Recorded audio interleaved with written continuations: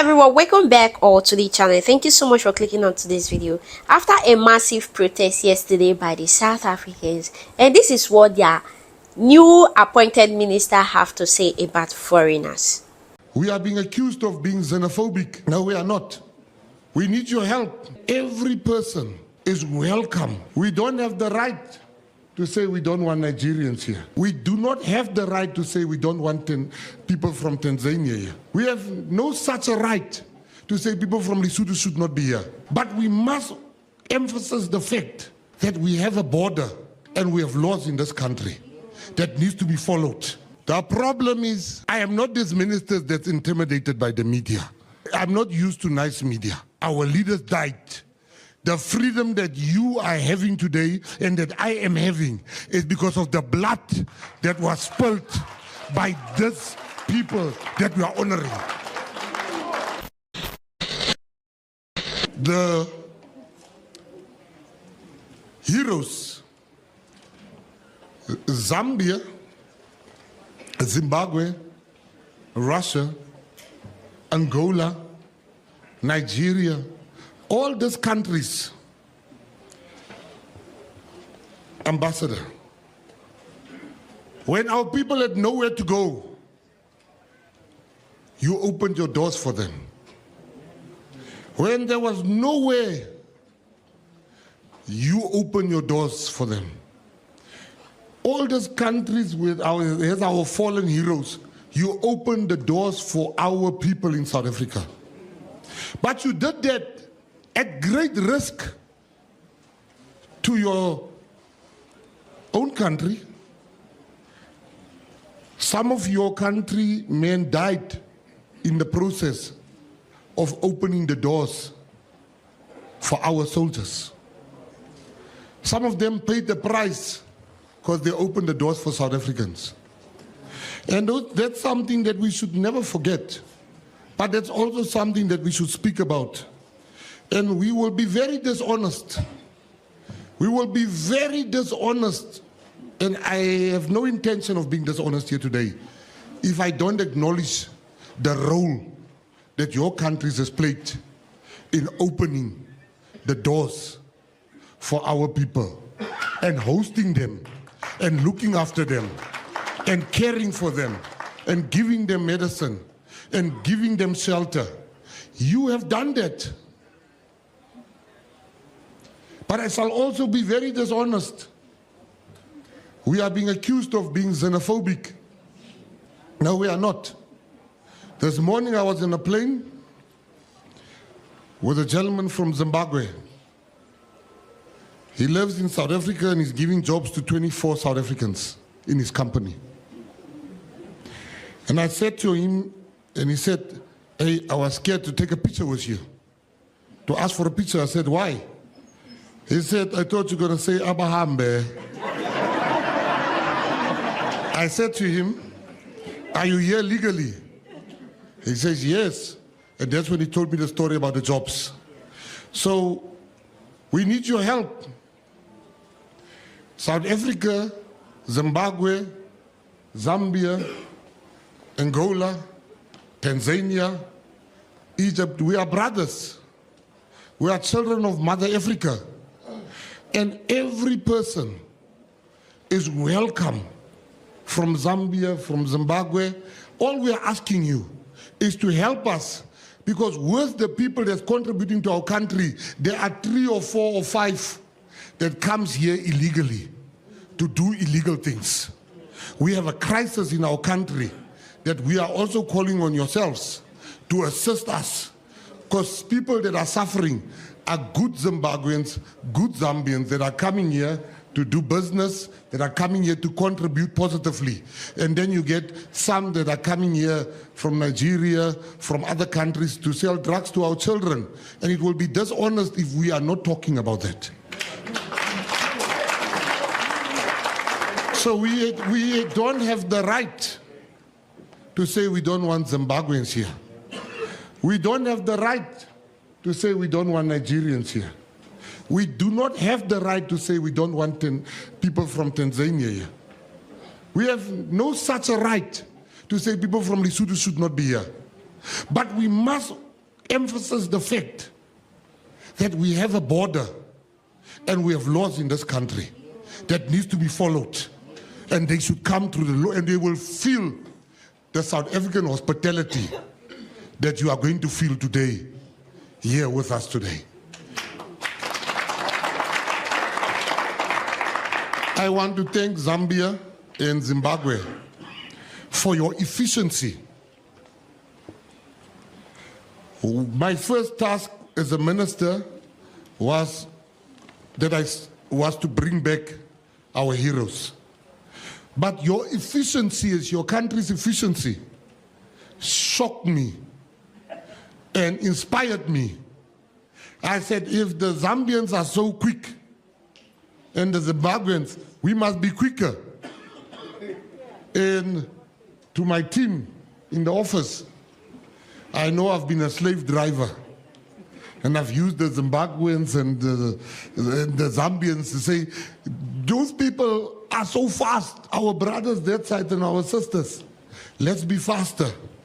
And indeed, you know, the office team, and this would not have been possible, Minister, without your people, without the willingness, even where we didn't really follow the correct process.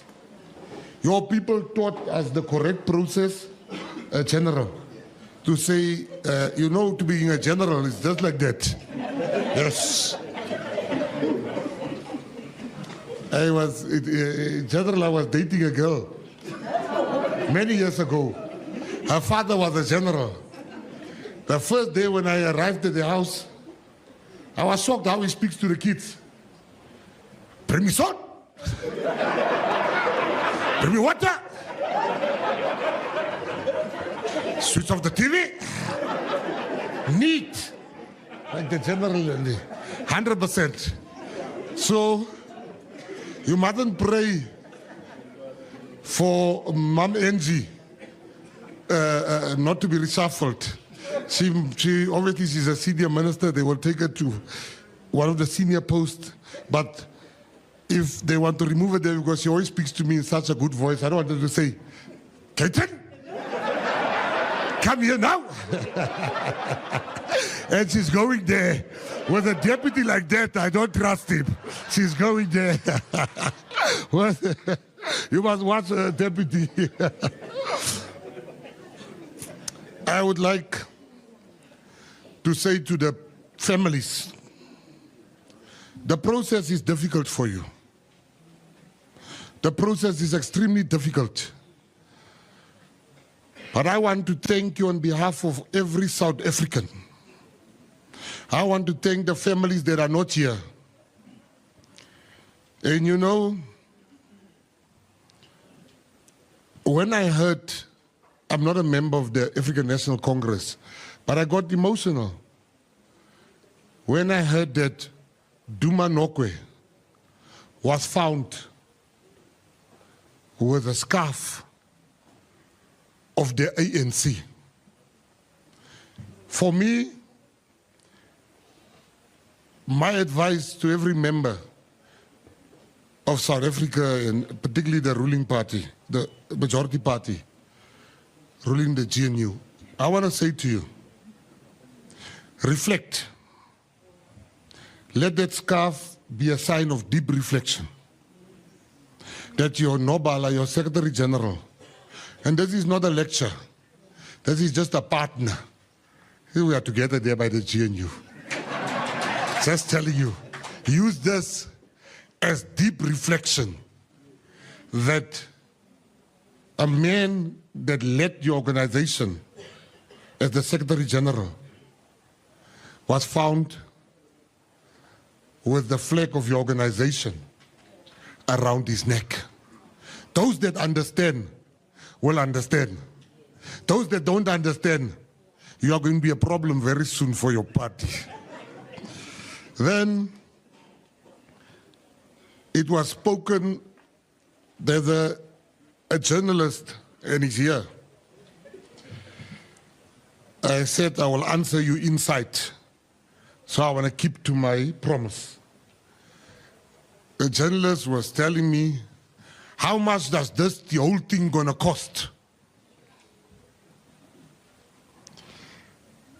I said to him, we met, do you remember when at the previous event, he says, yes, I was there at another event before I was a minister. I was still a party in opposition, a member of a party vying for government power. And he was there when the previous minister, Minister Lamula, was explaining something. The very same journalist that was there, the journalist that asked me today, how much is it going to cost? I said, just wait till I get to the mic. So I'm at the mic now. When Minister Lamula, where we met the first time, at his press conference, he was talking about bringing back the Guptas from Dubai. You never stood up there and asked, how much is it going to cost? But today you have the guts to come and ask, how much is it costing to bring our heroes? The problem is, I am not this minister that's intimidated by the media. I'm not used to nice media.